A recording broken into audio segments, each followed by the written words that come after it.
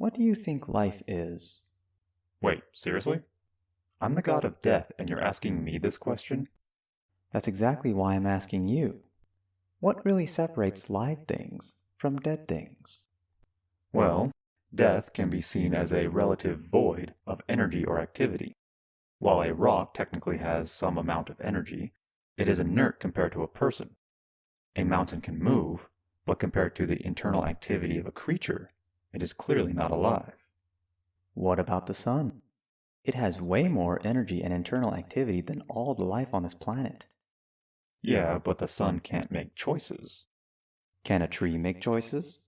Or is it just a deterministic chemical engine responding to environmental stimuli? Not sure. Perhaps organic material is required. What's organic about carbon, the element that humans are based on, and the same material that makes graphite pencils and diamonds? After all, most of the material on this planet came from a non-organic exploding star. Interesting point. How does one take dead building blocks and make something alive? Perhaps the answer lies with the most basic building blocks. How is anything created? What are the building blocks of the universe itself? Hang on. You're the god of creativity and creation. Don't you already know? Yeah, but not everyone else does. And you won't get answers until you start asking questions.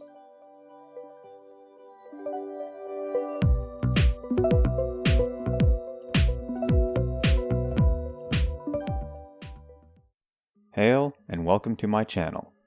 I am Terran, the Dark Beast, and this is the Theory of Spirit. In our last video, we split the archetype Pantheon into the Divine Court and the Primordials. We covered the two source gods and the god of ether formed by their unity. Today, we will move on to the four Cardinal Gods and the form of the ether god their unity makes. This group is referred to as the Cardinal Gods in reference to the four cardinal directions and the four classical elements.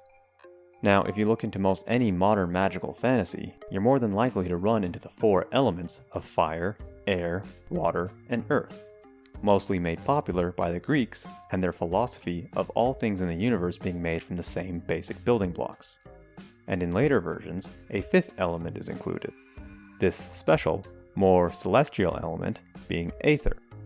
Now, as a side note to avoid confusion, in my system, I make a distinction between aether and ether, but many others do not.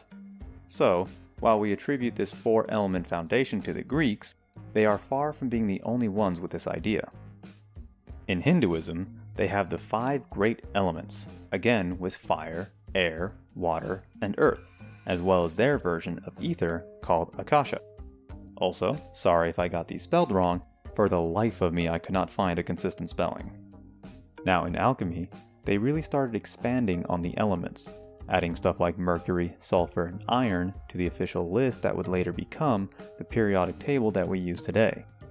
But they were still very heavy on the four-element base, as well as the super special fifth element they called quintessence, also sometimes referred to as prima materia. The hypothetical process to make this fundamental substance of the universe was called magnum opus, which, the four colors representing the stages of that process, has the awesome coincidence of being the same colors as the 4-point system of the Native American medicine wheel.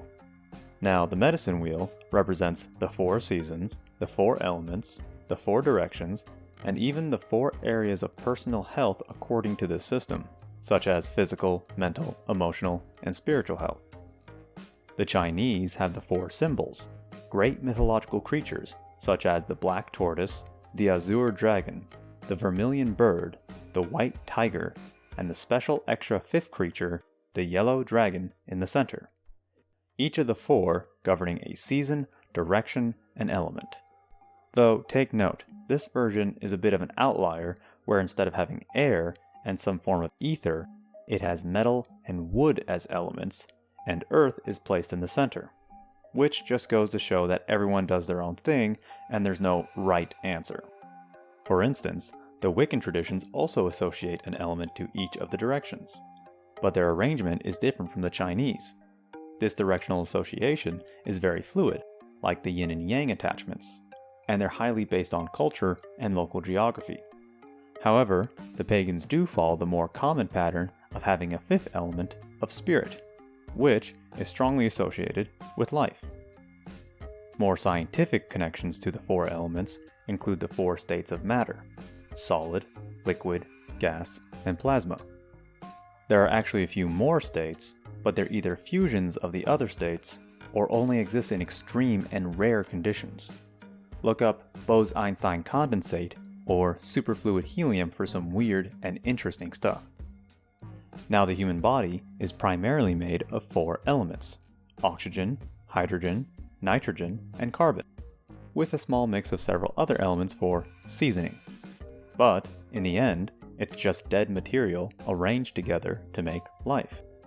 Further down, we have our DNA, made with, you guessed it, four different bits of code: A, T, G, and C, the building blocks of life. I feel that the classic four elements are a little too specific and don't quite cover all these concepts. So, I've opted to widen the scope with more overarching symbols, those being the sun, moon, earth, and sky. These are my four cardinal gods. First up, we have sky, and who better to explain that than the autumn trinity of sky itself? The sky is the domain of air, storm, and mind. Communication is key here. I, as air, represent travel and the sending of messages. I am swift movement over distance. For a long time, high-flying birds were the fastest way to communicate between cities. And the very air is what allows sound and words to travel from one person to another. Like the network of trade routes that interconnect a nation, the network of neurons in our mind form pathways for our thoughts to flow. Making connections is what our minds do best. Like constellations in the sky, we play connect the dots to give meaning to the meaningless. Stars in the sky hold stories and aid in navigation when traveling. And due to the speed of light taking a while to get to us from many light years away, the sky contains stories of our great past as well. In modern times, our communication has become more sophisticated in its use of light. Radio waves are still, after all, just a frequency of light that is invisible to our eyes. Waves of light come from the photon and the electromagnetic force, one of the four fundamental forces of our universe.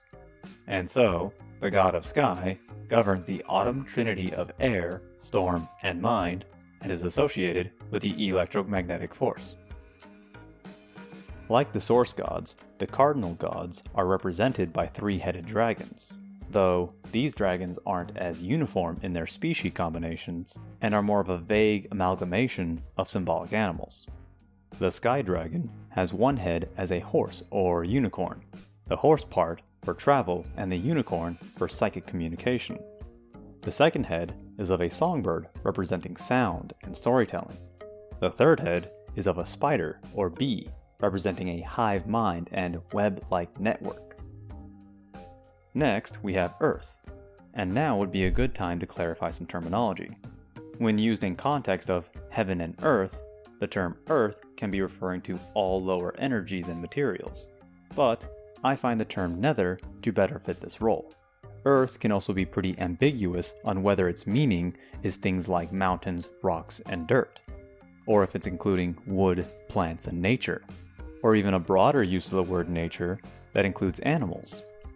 So in my system, I use the term stone to identify the rocky element, and I use earth as the opposite to sky and general grouping of nature elements. And so, to explain this, we have the spring trinity of stone, forest, and body. Where sky was about travel, communication, and speed, earth is about being stationary, building, and weight. Like when building a house or planting crops, we lay down roots for structure and stability. This provides us with grounding and gives us a place to grow. Be it growing territory, growing a family, or just growing your own body, it requires materials and mass. In previous videos, we talk about how most all matter in the universe is made up of just 3 of the elementary particles. But if you add up the mass of all the particles in our bodies, it only accounts for about 1% of our total mass. So where does the rest come from? The answer lies with a strong nuclear force. This keeps subatomic particles bound together to make the more familiar protons and neutrons. Keeping these particles together requires an extreme amount of force and energy. And, since mass and energy are pretty interchangeable, a high-density, contained area of energy makes for a lot of mass. Where sky was fast, Earth is heavy. And so, the god of Earth governs the spring trinity of stone, forest, and body, and is associated with a strong nuclear force. So here we have the Earth Dragon. One head is a stag, for its symbolic role as a protector of nature. The second head is that of a turtle, for its slow, heavy, sturdy body, and its role in mythology for carrying the very world on its back. The third head is that of a butterfly, for the representation of growth and fertility. Unfortunately, this section is going to have to be split over 2 videos due to its length. We covered the Earth and Sky gods in this one, so the next part will cover the gods of the Sun and Moon, and we'll wrap up the 4 Cardinal Gods as a whole. So stay tuned for more, and we'll be back on it soon. Be sure to like, comment, subscribe, and share if you enjoyed. If you'd like to donate, here's a link to my Patreon. I will be very grateful for the aid, and anything helps to allow me to keep creating content. And with no more ado, we here bid you hail and farewell. See you next time.